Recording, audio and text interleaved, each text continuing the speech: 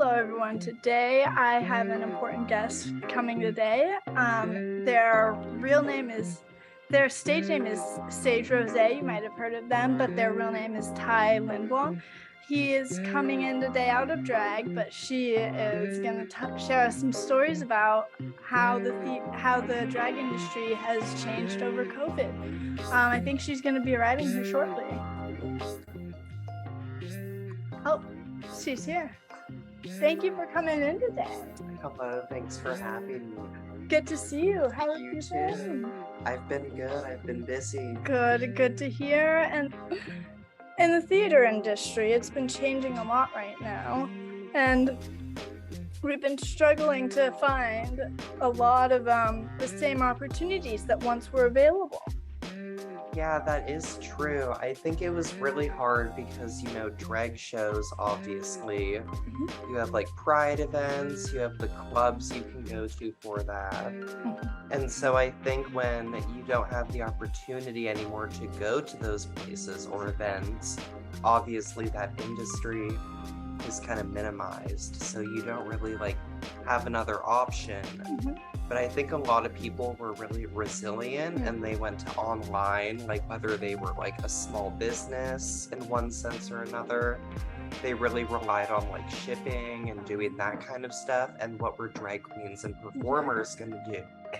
Because I remember you were working with Bosco, and she actually went on to RuPaul's Drag Race, and now she did. And that was interesting too, how on that show, those queens that were on those seasons during COVID, they really had to work a lot harder, I feel to get on because they didn't have the opportunities. And one thing that a lot of performers resorted to was online, Zoom drag shows that you would pay money through however it was, and then you would get the code and the password to join the Zoom, and you could see it.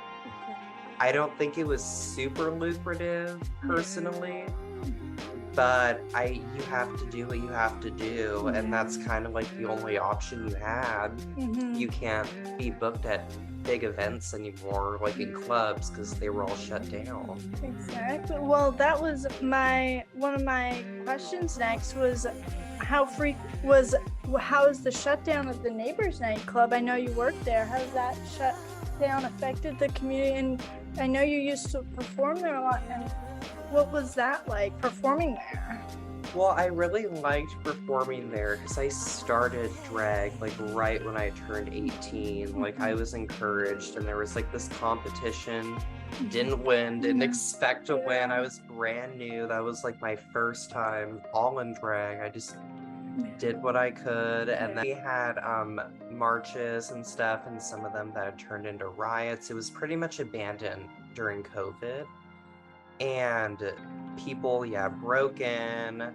A lot of drug use was found because now, they cleaned it up and it's open again. But during COVID, it was a drug house, basically. It was a lot of homeless people went there. All their speakers were stolen. Anything technical was stolen. So yeah, it was not good for them, and we all thought that was the end, and they have thankfully reopened and cleaned it up. It is 18 plus still, I believe, on some nights. It's open again. And then what about, you were saying it was sold? Yeah, I think someone bought it because the owner or owners, they wanted to get it off their hands because they were already kind of dying, and then COVID hit, and they knew there was no way they could support it. I was grateful for my time while we had that show that was going on at Vibes. And Vibes, that was the show that I could do because it was 18 and up. So and the audience was 21 now. No, it was 18 and up. Just the bar area was separate. Neighbors. Yeah. Okay, and we are back. A little information ad break. So one of the things that we have seen as the pandemic struck, and a lot of the gigs had canceled, as you were saying.